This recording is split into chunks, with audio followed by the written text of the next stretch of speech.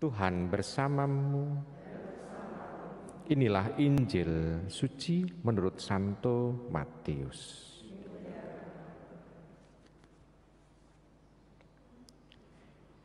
Inilah silsilah Yesus Kristus anak Daud, anak Abraham.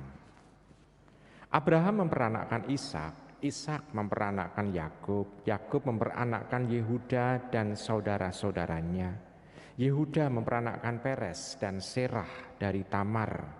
Peres memperanakkan Hesron, Hesron memperanakkan Ram, Ram memperanakkan Abinadab, Abinadab memperanakkan Nahason, Nahason memperanakkan Salmon, Salmon memperanakkan Boas dari Rahab, Boas memperanakkan Obed dari Rut, Obed memperanakkan Isai, Isai memperanakkan Raja Daud, Daud memperanakkan Salomo dari istri Uria, Salomo memperanakkan Rehabeam, Rehabeam memperanakkan Abia, Abia memperanakkan Asa, Asa memperanakkan Yosafat, Yosafat memperanakkan Yoram, Yoram memperanakkan Uzia, Uzia memperanakkan Yotam, Yotam memperanakkan Ahas, Ahas memperanakkan Hizkia, Hizkia memperanakkan Manasye, Manasye memperanakkan Amon, Amon memperanakkan Yosia, Yosia memperanakkan Yekonya dan saudara-saudaranya pada waktu pembuangan ke Babel.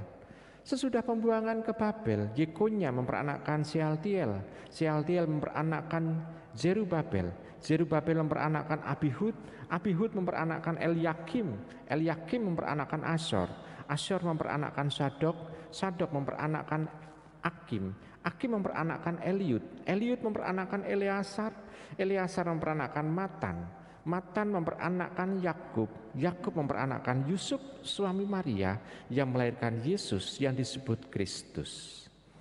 Jadi seluruhnya ada 14 keturunan dari Abraham sampai ke Daud, 14 keturunan dari Daud sampai pembuangan Babel, dan 14 keturunan dari pembuangan Babel sampai Kristus. Demikianlah sabda Tuhan. Ibu bapak, saudara-saudari yang terkasih dalam Yesus Tuhan, ada 17 ayat di sana, ayat 1 sampai dengan ayat 17 yang berbicara bukan mengenai kisah tetapi urutan-urutan nama. Yang membaca saja juga belanggemen karena semua nama-nama asing. Mudah kalau membaca, oh ini Pak Paijo memperanakkan Pak Prawiro memperanakkan, itu lebih mudah karena kita biasa untuk memanggil nama itu. Tetapi ini adalah nama-nama asing. Lalu tujuannya untuk apa bagi kita? Sebetulnya mau menunjukkan kepada kita bahwa tidak semua dari leluhur melalui Yakub itu semuanya adalah orang-orang suci. Tidak semuanya. Memang ada yang suci banget. Ada yang ya biasa-biasa saja, tapi ada yang berdosa banget. Dan juga ada orang biasa, tapi ada juga raja. Ada yang memang ditunjuk oleh Tuhan sebagai orang yang khusus, yang bisa berdialog dengan Dia secara langsung. Tetapi ada orang yang ketemunya dengan Tuhan tidak langsung tetapi melalui nabi. Daud itu didampingi oleh Tuhan, tetapi ada nabi Nathan di sana. Misalnya ambil contoh.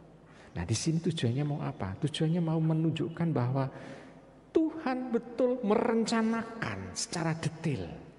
Bahkan di sana ditulis ada 14 dari Abraham sampai Daud, 14 keturunan dari Daud sampai ke pembuangan Babel, 14 keturunan dari pembuangan Babel sampai Kristus.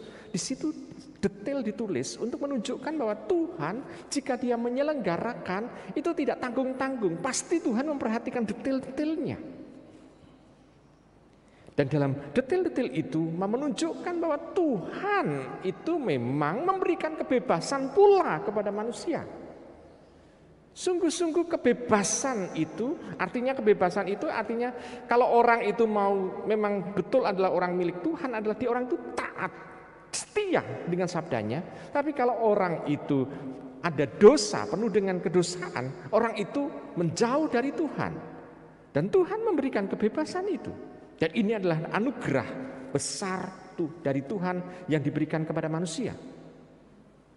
keturunan dari Yusuf pun itu juga seperti itu. Untuk menunjukkan bahwa sikap-sikap ini itu juga adalah simbol dari sikap-sikap orang mau menerima kehadiran Tuhan Yesus atau menolaknya. Tuhan memberikan kebebasan, Tuhan tidak pernah memaksakan kehendaknya. Lalu yang bisa kita renungkan lagi, kenapa justru yang ditulis adalah leluhur dari Yusuf? Bukankah Tuhan Yesus itu lahir dari perawan Maria? Mengapa bukan keturunan Maria? Padahal di sana Yusuf bukan ayah kandungnya, tapi ayah yang mendidik Tuhan Yesus. Allah juga mau mengingatkan kepada kita hakikat kebapaan juga. Hakikat kebapaan bukan pertama-tama itu yang membuat perempuan itu hamil. Tetapi ada aspek kebapaan di dalam mendampingi, karena ada proses mewariskan. Mewariskan apa? Mewariskan istilahnya itu leluhurnya kepada Tuhan Yesus. Sehingga Tuhan Yesus dikenal sebagai dia adalah keturunan Yakub. Dia adalah keturunan Daud. Dia adalah keturunan Abraham. Di sana mau diungkapkan bahwa yang diwariskan adalah keseluruhan dalam diri Yusuf kepada Tuhan Yesus. Ini aspek kebapaan yang harus dipunya. Jadi yang disebut dengan bapak tidak hanya yang menyebabkan perempuan itu hamil, tapi justru yang betul merengkuh anak itu dengan kebapaannya. Ini bisa kita renungkan juga dalam hal itu. Yang berikutnya adalah kita bisa melihat selain Tuhan dengan detail memberikan itu, selain juga menyiapkan siapa itu, kita juga bisa melihat apakah kita juga dalam kehidupan sehari-hari itu senantiasa juga mengingat leluhur kita siapa.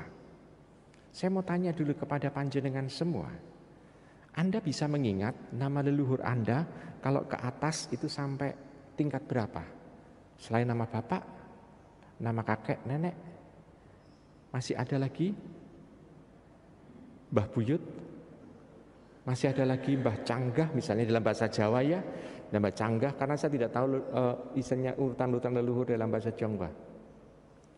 Canggah, lalu ada udek-udek, ada gantung siwur, bahkan juga dalam pemahaman Jawa sampai debok bosok.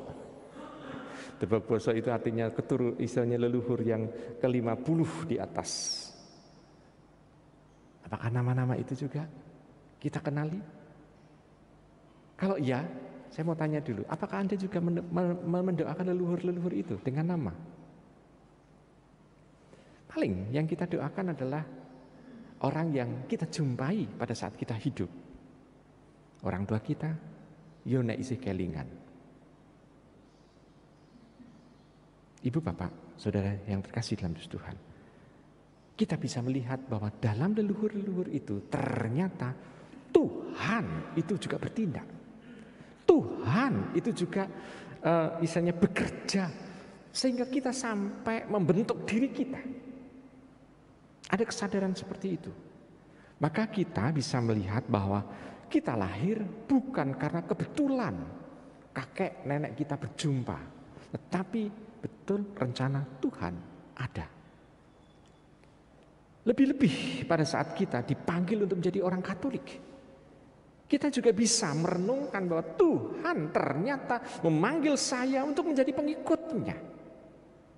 Diharapkan tidak hanya selesai dengan itu, tetapi juga ternyata dia juga memanggil saya untuk melakukan pertobatan-pertobatan, untuk melakukan perbaikan-perbaikan, sehingga generasi yang ada di sekitar saya bisa merasakan dan mengalami bahwa Tuhan itu hadir.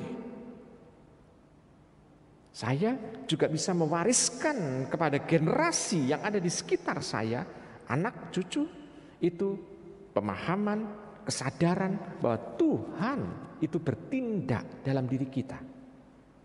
Jadi pendek kata sebetulnya Dari urutan-urutan itu berbicara banyak kepada kita. Tuhan yang tidak terbatas itu sudi memasuki kehidupan sejarah. Kalau sejarah, pasti kita dulu kalau mengingat pelajaran sejarah selalu ingat nama, lalu tempat di mana, lalu tahun di mana. Jadi kita memasuki ruang dan waktu. Allah yang tidak terbatas mau untuk memasuki ruang dan waktu. Sang Firman itu menjadi sama dengan kita. Dan itu yang kita tunggu-tunggu. Nah, Ibu, Bapak, Saudara-saudara kasih dalam Tuhan, maka marilah kita dalam masa Advent ini, terutama setelah tanggal 17 ini adalah masa Advent khusus. Gereja menyebut itu masa Advent khusus. Kita semakin siap untuk merenungkan dan juga menyambut kelahiran Sang Firman yang menjadi manusia.